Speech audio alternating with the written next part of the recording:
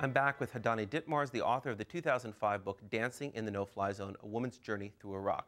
She's recently returned from Iraq for the first time in 7 years. In addition to Iraq, you've been to Indonesia, you've been to Iran, you've been all over the Muslim world. And you were raised in a sort of a Christian Muslim household, I think, right? I mean, you sort of have a, I'd love to get your take on what's your sense of the view that the Muslim world has, particularly about the United States. President Obama gave this speech last year in Cairo, reaching out to the Muslim world, trying to say, look, we're not lumping you guys, everyone together with terrorists. Did people buy that? Well, I think it's problematic to talk about the Muslim world in itself because it's not a monolith, right. you know. And actually, one of our contributors to the October issue of New Internationalist, where I'm one of the co-editors, and I edited this October issue called Islam and Power.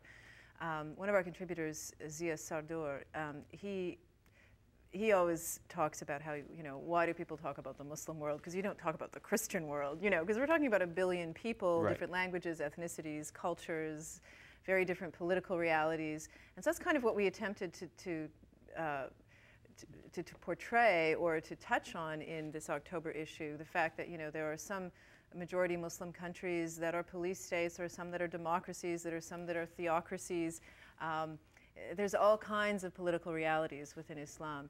So I think maybe Obama's intent was to speak in broad cultural terms and say, I am more open to understanding the great faith of Islam as a great world religion than my predecessor might have been, you know. But it's just so tricky, you know, the conflation of religion and politics when you're talking about any faith. But if you talk about the conflation of Islam and politics, you really should read the article that Ziauddin Sardar writes, because his argument, like the argument of many people, including the Ayatollah Sistani, you know, is that... The Grand Ayatollah of Iraq. Yes, yes. I mean, you cannot have... It's an abomination to have an Islamic State. The Islamic State in itself is a parochial concept, and Islam is a universalist movement. So how can you have an Islamic State? Right. Sistani has tried very hard from the beginning to stay out of the politics. Yes. Which is, to some extent, how Muqtada al-Sadr filled that void. Yes. Because he was the sort of young up-and-comer in Najaf, and he figured, well, if Sistani's not going to do it, I'm going to do it. Well, I mean, you have to go back, as Zia does in his article, to the Islamic Brotherhood in Egypt. And also, actually, he talks a lot about Pakistan. You know, so this whole idea of the Islamic State, he argues, really comes from this tradition of the Western nation state, the idea of the nation state. So he rejects it as an Islamic idea. Of course, the Sufis in Islam reject the whole idea of nationality. You know, so but that's kind of a more esoteric argument. But really, the argument that I'm making in my keynote and that Zia makes in his article is for a reinvigoration of the Islamic values of pluralism and democracy, and an understanding of what the word ummah really means, you know, that Islam really is a universalist faith, and that the ummah, the community, does not just refer to fellow Muslims.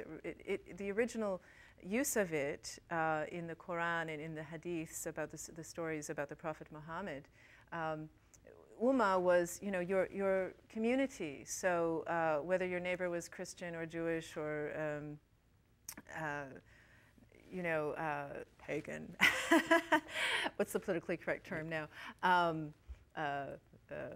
Animist, or, you know, it was about community. So, and he's a writer who's very critical of parochialism and extremism within Islam as well, and he speaks very much as a British Muslim. So his work is quite interesting. And then another of our contributors, Nafis Ahmed, wrote a piece called Our Terrorists, which is quite interesting in that, you know, he's making a point about information that's all publicly available, actually, but he's connected the dots in an interesting way. He did his thesis on the sort of post-Cold War relationships between Western intelligence agencies and Islamist extremist groups. And he makes the point that, in fact, in most countries, most majority Muslim countries, where there are significant Islamist extremist groups, they're more often than not being aided, abetted, or funded in one way or another by Western intelligence agencies. And that often it's just a sort of pragmatic form of realpolitik, you know, so that the CIA or another foreign intelligence agency might want to sort of have a hand in both camps. Right. We see that in Iran, where CIA is backing Baluch separatists and putting or in Iraq as well, when, you know, as he suggests in his article, there's evidence to support the fact that the CIA was actually funding extremist Salafist Sunni militias at the same time that the CPA was empowering extremist Shia militias via the Ministry of the Interior, most notoriously the Wolf Brigade. Right. So, you know, I guess it's very John le Carré. It's, you know, playing both sides. But I think that a lot of people might benefit from reading his article. It's quite an eye-opener. Well, the title of your book refers specifically to a woman's journey. So, and I know one of the things you write a lot about, and in the New Internationalist, you had a whole section about women in Iraq, women's role in different Muslim societies, particularly in Iraq, and how that's changed. Specifically in Iraq, what have you seen in terms of how women, what their rights are, and even just the fact that so many men have fled Iraq, that you have these women running households now in Iraq? Well, and so many men were killed in the wars, in the Iran-Iraq War, and in the invasion, and yeah, there's over 1 million widows in Iraq now. So, but one of the many tragedies that's befallen Iraq is this dramatic decline in the status of women, and in a way, you know, Iraq is a cautionary tale about what can happen to an educated secular society that did have the highest status of women in the Arab world, that just sort of devolves, you know, post-police state into this power vacuum that is filled by extremist thugs.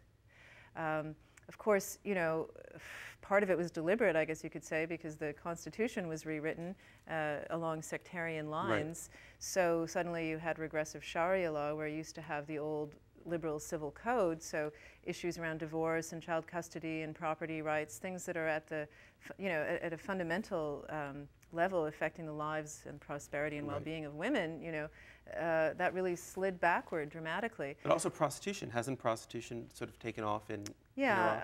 I mean, when I was in Iraq at the height of sanctions and sort of the dog days of the embargo in '97, I remember going to one of the last nightclub cabarets that was open in the Hotel Babel, which was just blown up recently. And it was sort of Weimar era Iraqi, you know, it was like cabaret.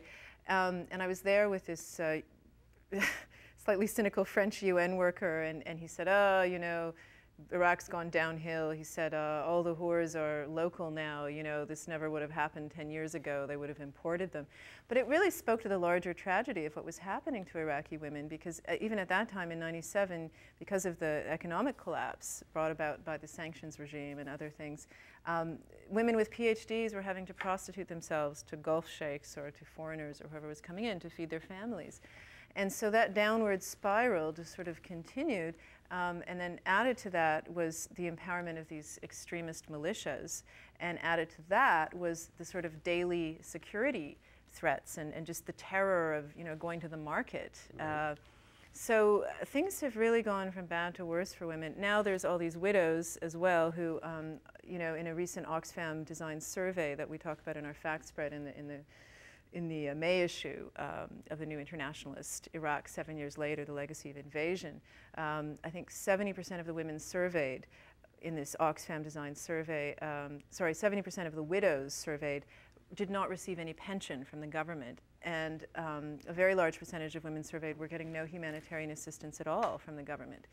So, you know, if you talk about how to build a peaceful democratic society, I think you have to talk about funding public institutions that support women and children. That's the nexus of it. And that's sort of, there's a lot of research that shows, you know, society becomes successful when women get educated. But we have to stop there. But thank you for joining us. And thank you. It's a wonderful book. Hadani's website is hadaniditmars.com. More of The Standard in a moment.